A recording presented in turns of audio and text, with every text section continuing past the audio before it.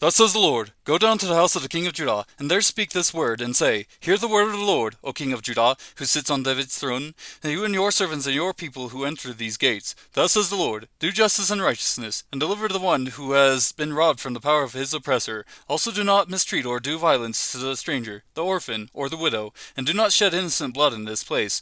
For if few men will indeed perform this thing, then kings will enter the gates of this house, sitting in David's place on his throne, riding in chariots and on horses, even the king himself and his servants and his people. But if you will not obey these words, I swear by myself, declares the Lord, that this house will become a desolation. For thus says the Lord concerning the house of the king of Judah, You are like Gilead to me, like the summit of Lebanon. Most assuredly I will make you like a wilderness, like cities which are not inhabited. For I will set apart the destroyers against you, each with his weapons, and they will cut down your choicest cedars and throw them on the fire.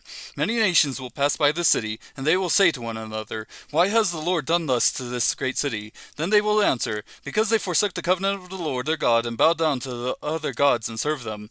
Do not weep for the dead, or mourn for him, but weep continually for the one who goes away, for he will never return or see his native land. For thus says the Lord in regard to Shallum, the son of Josiah, king of Judah, who became king in the place of Josiah his father, who went forth from this place. He will never return there, but in the place where they led him captive, there he will die and not see his land again.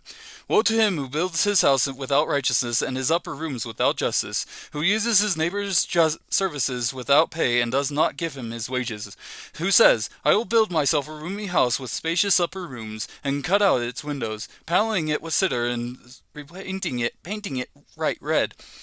Do you become a king because you are competing in cedar?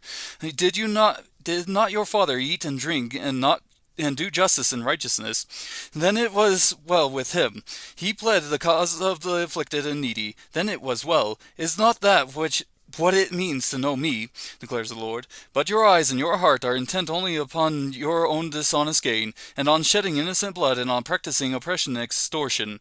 Therefore thus says the Lord in regard to Jehoiakim the son of Josiah, king of Judah, they will not lament for him. Alas, my brother, or alas, sister, they will not lament for him. Alas for the master, or alas for his splendor. He will be buried with a donkey's burial, dragged off and thrown out beyond the gates of Jerusalem.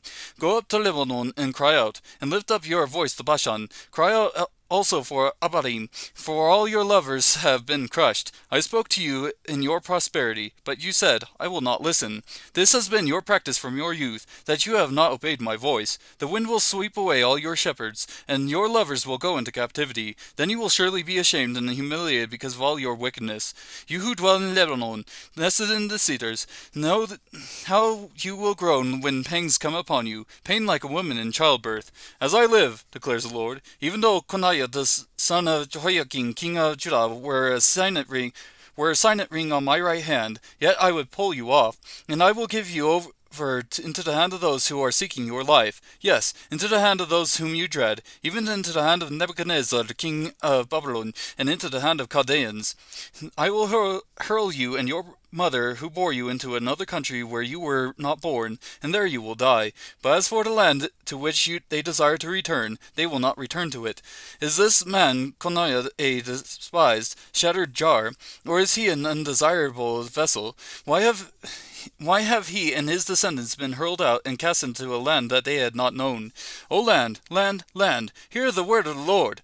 Thus says the Lord, Write this man down childless, a man who will not prosper in his days, for no man of his descendants will prosper, sitting on the throne of David or ruling again in Judah.